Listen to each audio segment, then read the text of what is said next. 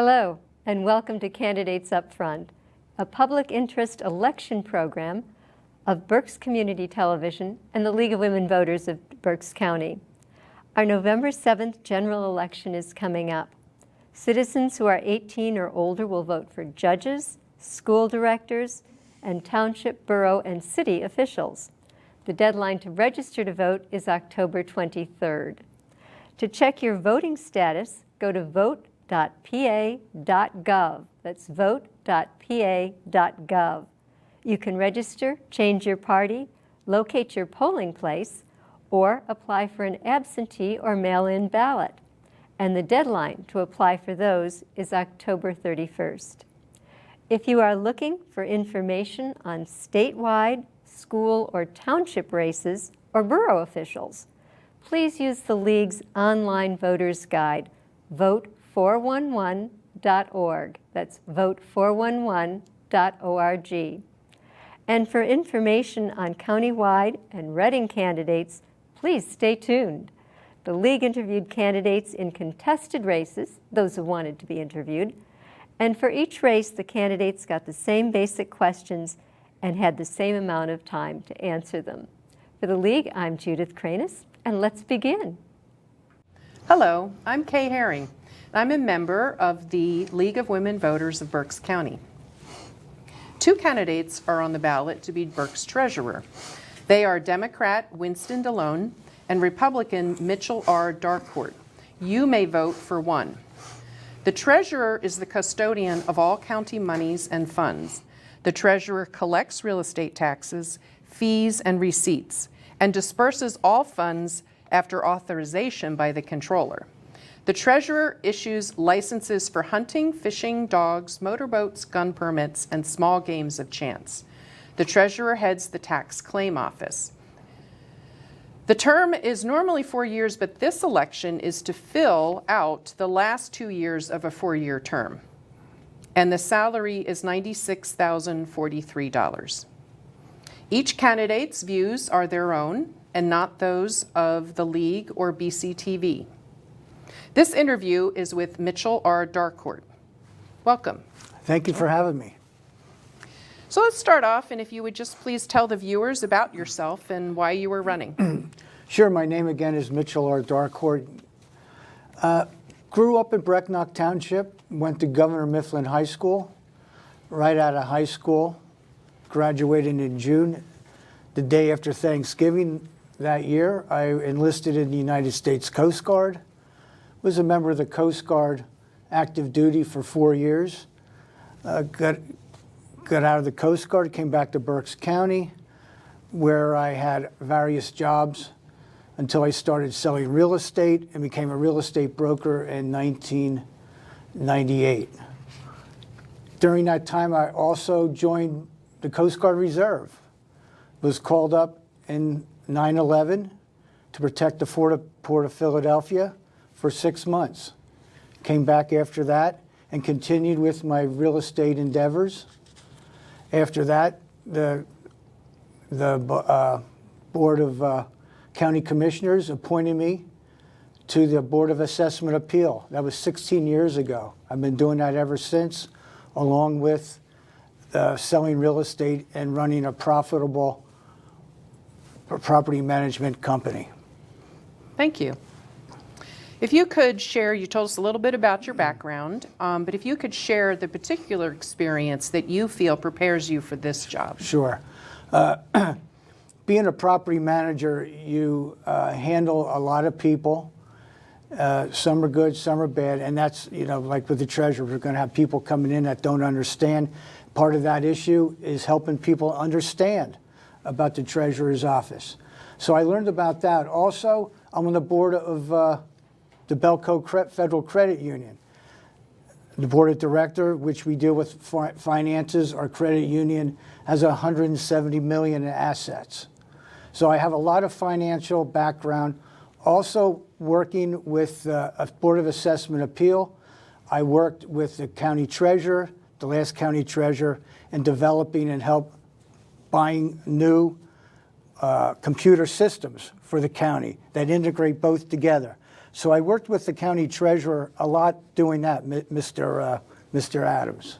So very familiar with the office, and I think I'd make a perfect fit for that office. Thank you. In business, there would be one financial manager. In county government, to provide checks and balances, there are three. And this takes a little bit of explaining, but I think it's important for viewers to understand how this office works in the county. So there are three people to take care of business at the county government positions. The treasurer, who handles income and investment. The controller handles bookkeeping, auditing, and check writing, and the commissioner's budget and finance manager is the third part. Each office has a different agenda, different goals, and perhaps a different political philosophy. What personal qualities do you have that will help you make and maintain a good working relationship with the other financial offices?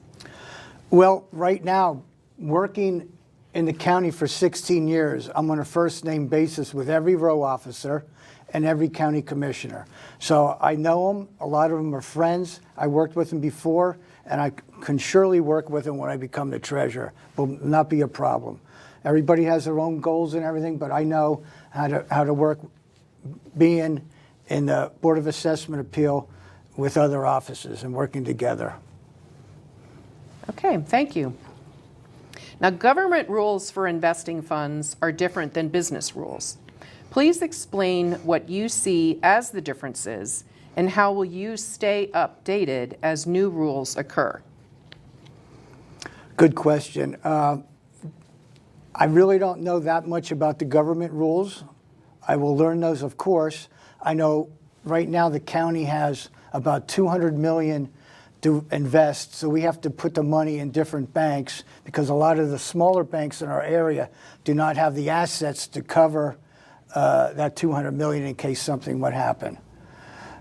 Staying up to date, you get, from the county has associations with the state Association of Treasurers, and that's how we did in real estate business. Plus, we take continuing ed, which we learn the latest things that are going on in the counties. Do you care to comment about how the government rules are different than business rules? I really don't know how. The only thing I know about is with the money, when we put that asset in, the banks have to be large enough to cover that asset. So a lot of the smaller banks here in Berks County, which I would love to do, we're going to have to portion that out to give it, I like to keep all the money locally if I take over the office. Okay, thank you. The accredited staff in the treasurer's office will need to stay updated to maintain their credentials. Do you feel continuing education is also needed for other staff, like everyone else in the office? I don't know if it's going to be necessary because they're doing the same job every day. I know the accredited staff members have to stay up to date with their continuing ed. I'd have to get there first and see what kind of training we need, if we are going to need other people, bilingual. Right now, the office is closed, so one of the things I'm going to be doing is opening up the office so people can come in and pay their taxes. Now you need an appointment. So I'm going to open that up. It's a county office. We're there to serve the people of Berks County, and that's what I want to do. I was going to ask you to clarify that. You're saying that it's closed now, and you would You make need an sure appointment that to get in. Okay. Let's talk about the county's revenue cycle. Most of the county's funds, especially for state-mandated services, come through state government. When the state doesn't pass its budget by June, state funds are delayed until there is a budget and appropriate legislation. Luckily, most people pay their county real estate tax and personal property tax between February and July. But these are a small portion of what the county needs to operate. How does the treasurer make sure there is always money in the bank to pay the bills? Well, right now we have, like I said, between $200 million sometimes at the beginning of the month we have $210, $215 million in the bank, and it goes down after everything's monthly paid, $200 million and about that. I don't foresee the county spending $200 million of that money in 1 month to pay the bills unless something draconian would happen. Being on the Assessment Board of Appeals, I'm very familiar with the taxing and the tax burden of our people in our county. I believe that the tax millage in Berks County is around seven mills. Some of the school districts, Antietam, 62 mills. It's a huge burden on people, and that's one of the things I want to do is go around and speak to the people in different forums what we can do to make sure that they can save their money, how to save their money to pay these taxes. And I don't, like I said before, I don't believe there's any way the county could spend that much money in a month. Okay. Well, speaking of real estate taxes, most of us pay them by writing a check to our local tax collector. Do you feel this is the best way to collect taxes? And then are there changes you would like to make to the tax collection system? Well, being a property manager, I take money 4 different ways. Cash, Zelle, which goes bank to bank, Cash App, and Venmo. This is the difference between business and the county. I do not know if people can pay their taxes with Zelle, Cash App, or Venmo. I'm not familiar with it. That's something I have to find out. But I would like to do that because everything's going computerized, and that would be a lot easier. That's about the best thing I can think of. And what the other county, I didn't speak to the other third-class counties. So as you know, every county is a different class, and we're third-class county. So we have to go by the third-class county code. Mm-hmm. So I'd have to look into that. But by Cash App and Zelle and Venmo is very easy to do it. But some of those banking apps, you can only spend so much. You can only send so much because of safety issues. Yes, I know. Probably real estate tax is one of the last times that I use a check myself, right. Yeah. because everyone is moving to the other types of systems. Okay, on another topic, as the treasurer, you will be a board member of the Berks County Employees Retirement Fund. And this is a multi-part question. The first part, have you ever served on the board of a retirement fund before? And what do you see as important for the investment policy of a retirement fund? The only board I ever served on is Crime Alert, and we don't have a retirement fund, and the board at Elko Federal Credit Union. So I've never served in a retirement fund.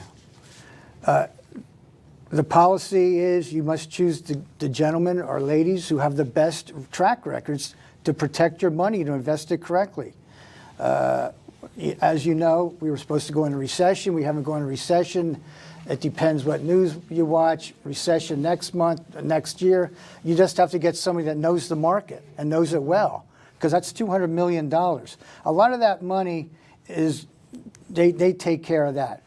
The money that we have, that I have really to control, is the $200 million, or so to speak, that goes into the different banks, and that goes into a deposit account.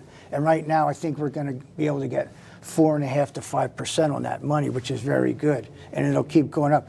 I'm already meeting with local banks, like I said, and to try to do the best for that money.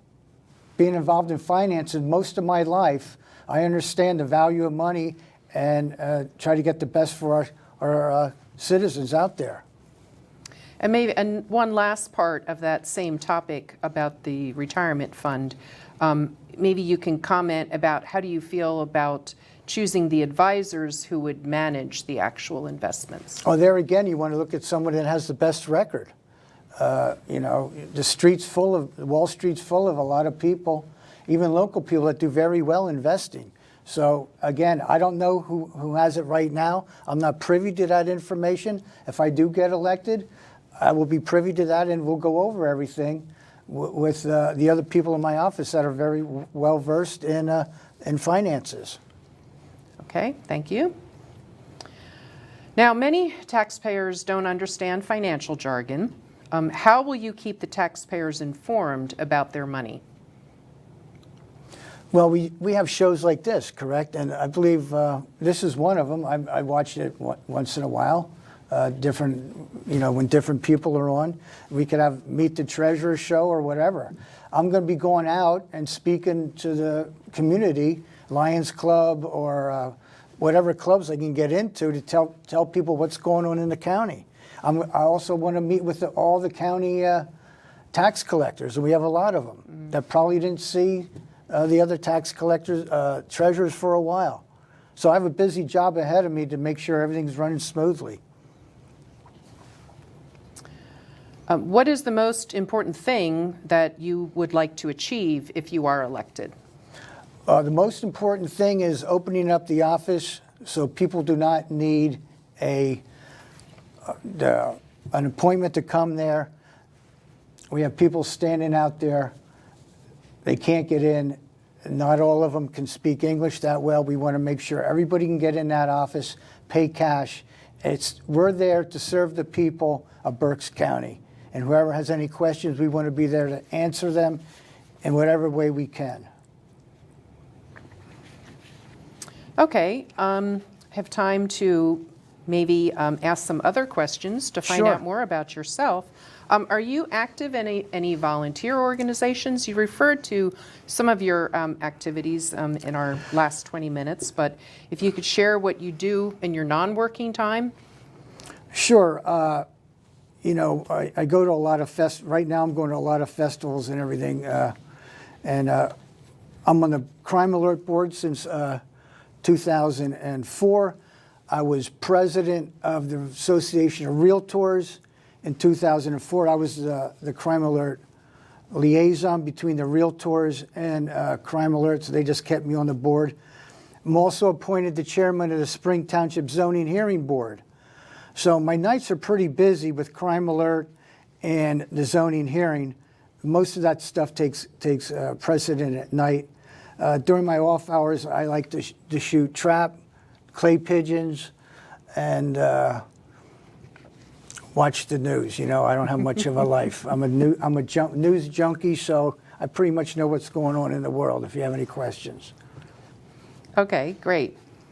Well, it's time for you to give your closing statement. But if I know I've learned about the treasurer position today, but if there's anything else that you want to talk about what the treasurer office does, so it's helping viewers to understand what this position is. Sure, the treasurer's office is more than just collecting money. We do that, but we also have the tax claim, which unfortunately last week we had 400 parcels go up in tax claim. So those people, it's from the properties go from $10 to $100. They're small pieces of property, but the people lost them because they either didn't know how to pay the taxes or they just didn't want the property anymore. So that was all done online, which is very good. We had around 400 parcels. We had 100 people sign up to bid on the parcels. I think most of them was all gone, all sold. And that's what I want to keep. I want to innovate everything. Being on the Association of Realtors as president, one of the things we did was have innovation. We formed a technology committee. So everything to keep up to date, like with my own private business, using Venmo, Zelle. If I can do that, we're going to be doing that. Venmo, Zelle, and Cash App. And there's probably other applications out there. QR codes or whatever. I don't, there's all kinds of things coming up that you and I don't know about that they're developing in the Silicon Valley. So. And any final words for a closing statement? Well, I look forward to being your treasurer. If you so elect me, I will do a wonderful job. I have a great work ethic. I've been working for the county now for 16 years, as 4 to 5 years as the chairman of the Board of Assessment Appeals. So I know how the county works. I know how the money comes in and everything to do, a lot of things to do with the treasurer's office. If you hire me to be the treasurer, I will walk into that job knowing most what's going on in there. I don't know all the idiosyncrasies of the job and everything like that, but I know where it is. I know the treasurer. I actually meet with the interim treasurer every 2 weeks. That's how I know about the sales and all that. So I'm very active in the treasurer's office already, with not being too much of a burden to them. Okay, well, thank you, Mitchell Darcourt, for sharing your views with us today. Viewers, please remember there is another candidate for treasurer, Winston DeLone, and you may vote for one.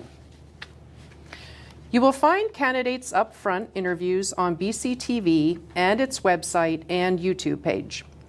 For more information on candidates, you can go to the League's online voters guide, vote411.org. When you pull up vote411.org, all you do is type in your address, and it shows you for where your location is, all of the people that are going to be running in your area and what your ballot will look like.